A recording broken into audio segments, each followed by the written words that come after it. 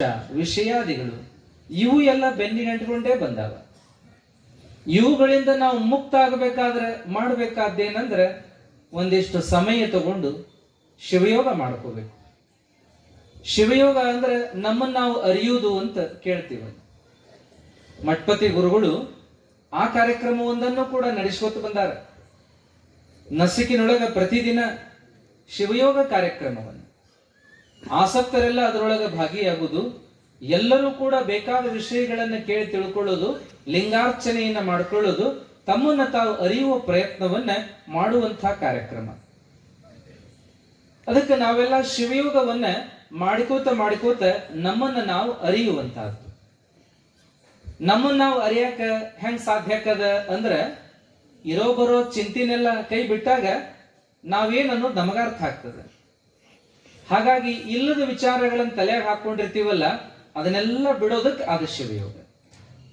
ನಾವು ಸ್ನಾನ ಮಾಡಿ ಮೈಯಷ್ಟ ಸ್ವಚ್ಛ ಮಾಡಿಕೊಳ್ಳೋದಲ್ಲ, ಅಲ್ಲೇನಪ್ಪಾ ಅಂದ್ರೆ ವಚನಗಳನ್ನ ಪಠಣ ಮಾಡ್ಕೊಂತ, ಹಾಡು ಅನುಭವದ ಹಾಡುಗಳನ್ನ ಗೀತೆಗಳನ್ನ ಹಾಡ್ಕೋತ ನಮ್ಮ ಮನಸ್ಸನ್ನ ಸ್ವಚ್ಛ ಮಾಡಿಕೊಳ್ತ, ಮತ್ತ ಆ ಶಿವಯೋಗವನ್ನ ಮಾಡಿಕೊಳ್ಳುವಾಗ ತದೇಕ ದೃಷ್ಟಿಯಲ್ಲಿ ಲಿಂಗ ನೋಡಿ ಮತ್ತೊಂದು ಕೈಯೊಳಗೆ ಜಪ ಮಾಡಿಕೋತ ನಾವು ಈ ಪ್ರಾಪಂಚಿಕ ವಿಚಾರಗಳನ್ನ, ಸಾಂಸಾರಿಕ ವಿಚಾರಗಳನ್ನ ಇವೆಲ್ಲವನ್ನ ಬಿಟ್ಟು ಏನಪ್ಪಾ ಅಂತಂದ್ರೆ ನಿಜವಾಗಿಯೂ ನಾನು ಯಾರು, ನಾನೇನಾಗಿದ್ದೀನಿ, ನಾನೇನು ಮಾಡ್ಲಿಕ್ಕತ್ತಿದ್ದೀನಿ, ನನ್ನ ತಪ್ಪು ಒಪ್ಪುಗಳೇನು, ಅವುಗಳನ್ನು ಹೆಂಗ ಸುಧಾರಿಸ್ಕೊಳ್ಬೇಕು, ಸುಧಾರಣೆ ಎಲ್ಲಿವರೆಗೂ ಆಗ್ಯದ, ಇನ್ನು ಮುಂದಿನ ಸುಧಾರಣೆಗಳನ್ನು ಹೇಗೆ ಮಾಡ್ಕೋಬೇಕು, ಇದಕ್ಕೆ ಸರಿಯಾದ ಮಾರ್ಗದರ್ಶನವನ್ನ ಹೇಗೆ ನಾನು ಎಲ್ಲಿಂದ ನಾನು ತಗೋಬೇಕು, ಓದಬೇಕಾ, ಬಲ್ಲವರಿಂದ ಕೇಳ್ಬೇಕಾ, ಬಲ್ಲವರಾದರೂ ಯಾರು ಎಲ್ಲಿದ್ದಾರ, ಅವರನ್ನ ಹೇಗೆ ನಾನು ಸಂಧಿಸ್ಬೇಕು, ಅವರಿಂದ ಹೇಗೆ ನಾನು ಮಾರ್ಗದರ್ಶನ ತಗೋಬೇಕು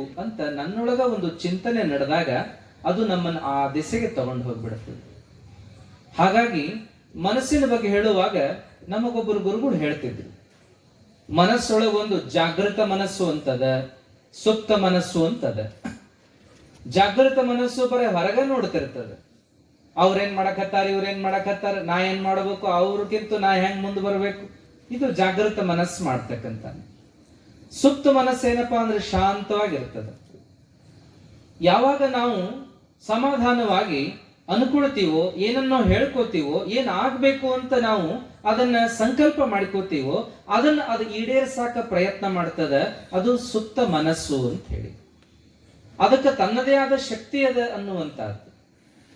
ಜಾಗೃತ ಮನಸ್ಸು ನಮ್ಮನ್ನು ಚಂಚಲಗೊಳಿಸಿದ್ರೆ ಸುಪ್ತ ಮನಸ್ಸು ನಮ್ಮನ್ನು ಮುಗ್ಧಗೊಳಿಸ್ತದೆ. ಅಂಥ ಮನಸ್ಸನ್ನ ಮುಗ್ಧತೆಯ ಹಂತಕ್ಕೆ ತಗೊಂಬರಾಕನ ಶರಣರು ಏನೆಲ್ಲವನ್ನ ಹೇಳ್ತಾ ಬಂದಾರ ನಮಗೆ.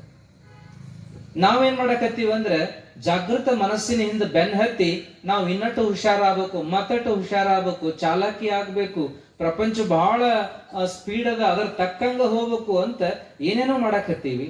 ಆದ್ರೆ ಅದು ಯಾವುದರ ಅವಶ್ಯಕತೆ ಇಲ್ಲ. ಸ್ವಲ್ಪ ಶಾಂತರಾಗುವ ಪ್ರಯತ್ನ ಮಾಡಿದರೆ, ಸಮಾಧಾನದಿಂದ ಬದುಕನ್ನ ಸ್ವೀಕಾರ ಮಾಡುವ ಪ್ರಯತ್ನ ಮಾಡಿದರೆ ಆ ಬದುಕು ನಮಗೊಂದು ಒಳ್ಳೆ ದಾರಿಯನ್ನ ತೋರಿಸ್ತಾ ಹೋಗ್ತದ ಅಂತ ಹೇಳ್ತಾರೆ.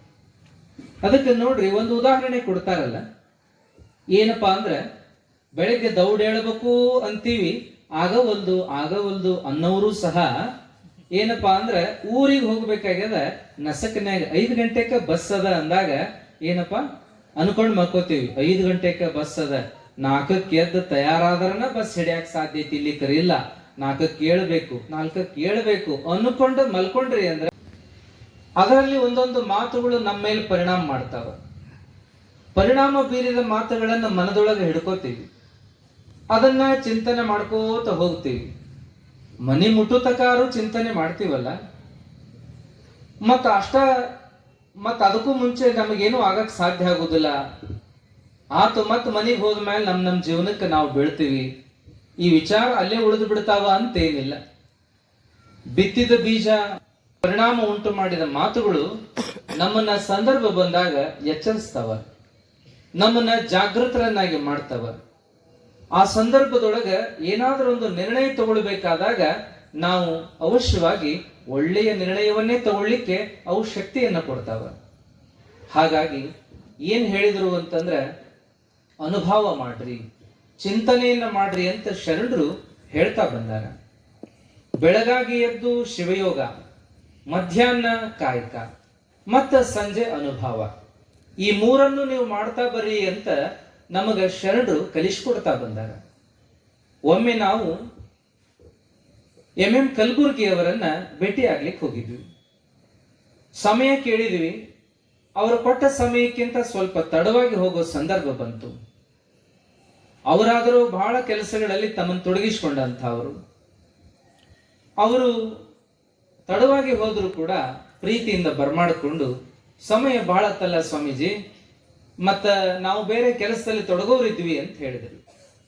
ಏನು ಬಂದದ್ದು ಅಂತ ಕೇಳಿದಾಗ ಶರಣರ ವಿಚಾರವಾಗಿ ಅವರೊಟ್ಟಿಗೆ ಚಿಂತನೆಯನ್ನ ಮಾಡ್ಲಿಕ್ಕೆ ಒಂದೆರಡು ಮಾತುಗಳನ್ನು ನಾವು ಹೇಳಿದ್ವಿ. ಅವಾಗ ಅವರು, ಏನೂ ಅವಶ್ಯ ಇಲ್ಲ ಸ್ವಾಮೀಜಿ, ಶರಣರ 100,000 ವಚನಗಳಿರಬಹುದು, ಅವೆಲ್ಲವುಗಳನ್ನು ಓದ್ಕೊಳ್ಳೋಣ, ಚಿಂತನೆ ಮಾಡ್ಕೊಳ್ಳೋಣ, ನಮಗೆ ಎಷ್ಟು ಸಾಧ್ಯದನೋ ಅಷ್ಟು ನಡೀಲಿಕ್ಕೆ ಪ್ರಯತ್ನ ಮಾಡೋಣ. ಬಹುಶಃ ಎಲ್ಲವನ್ನ ನೆನಪಿಡಕ್ಕಾಗುದಿಲ್ಲ, ನೆನಪಿಟ್ಟದ್ದೆಲ್ಲವುಗಳನ್ನ ನಡಿಲಿಕ್ಕಾಗುದಿಲ್ಲ.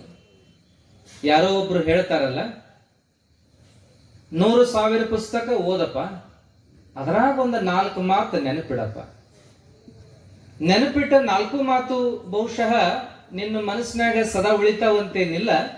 ಮರೆತರ 2 ಮರಿ, ಇನ್ನೆರಡು ಮಾತ್ರ ಮರಿಯಾಕ ಹೋಗ್ಬೇಡಪ್ಪ. ಮತ್ತೆ 2 ಮಾತು ಮರಿಲಾರ್ದಂಗೆ ನೆನಪಿಟ್ಕೊಂಡಿರ್ತೀಯಲ್ಲ, ಅದರಾಗ ಒಂದಾದ್ರೂ ನಡೆಯಕ್ ಪ್ರಯತ್ನ ಮಾಡು ಅಂತ ಹೇಳ್ತಾರಲ್ಲ. ಈ ಮಾತನ್ನ ನೆನಪಿಸಿಕೊಂಡಂತ ಅವರು ಏನ್ ಹೇಳಿದ್ರು ಅಂತಂದ್ರೆ, ಶಿವಯೋಗ, ಕಾಯಕ, ದಾಸೋಹ. ಶಿವಯೋಗ, ಕಾಯಕ, ಅನುಭವ ಇವುಗಳನ್ನ ಮನಸ್ಸಿನಾಗ ಇಟ್ಟುಕೊಂಡು ಆ ಚಿಂತನೆಯನ್ನು ಜನರಿಗೆ ಮುಟ್ಸಿದ್ರೆ ಸಾಕು ಅನ್ನುವಂಥದ್ದು. ಶರಣರ ತತ್ವ ಇದರೊಳಗೆ ಅಡಿಗೆದ. ಆ ಮಾತುಗಳನ್ನ ಕೇಳಿದಾಗ ನಮಗೂ ಆನಂದ ಆಯ್ತು. ಬಹುಶಃ ಎಲ್ಲವನ್ನ ತಿಳ್ಕೊಳಕ ಸಾಧ್ಯ ಆಗೋದಿಲ್ಲ. ಆದರೆ ಶಿವಯೋಗ, ಕಾಯಕ, ಅನುಭವ ಇವುಗಳ ಬಗ್ಗೆ ನಾವು ಅವಶ್ಯವಾಗಿ ತಿಳ್ಕೊಳ್ಬೇಕು ಅನ್ನುವಂಥದ್ದು. ಆದರೆ ಈ ಶಿವಯೋಗ, ಈ ದಾಸೋಹ ಅಂತೂ ಇಟ್ಕೊಳ್ಳೋಣ, ಇವುಗಳನ್ನ ತಿಳ್ಕೊಳ್ಳಕ್ಕೂ ಕೂಡ ಮನಸ್ಸು ಸ್ವಚ್ಛ ಬೇಕು, ಸಮಾಧಾನನೂ ಬೇಕು. ಅಂದಾಗ ಈ ತತ್ವಗಳು ನಮಗ ತಿಳಿತಾವ. ಆ ತತ್ವಗಳನ್ನ ನಾವು ಅನುಸಂಧಾನ ಮಾಡ್ಲಿಕ್ಕೂ ಸಾಧ್ಯ ಆಗ್ತದೆ. ಮನಸ್ಸ ಸಮಾಧಾನ ಇಲ್ಲ, ಚಿಂತಿ ಒಳಗದ, ವ್ಯಥೆ ಒಳಗದ, ನೋವಿನೊಳಗದ, ದುಗುಡದೊಳಗದ, ದುಮ್ಮಾನದೊಳಗದ, ತೊಳಲಾಟದೊಳಗದ.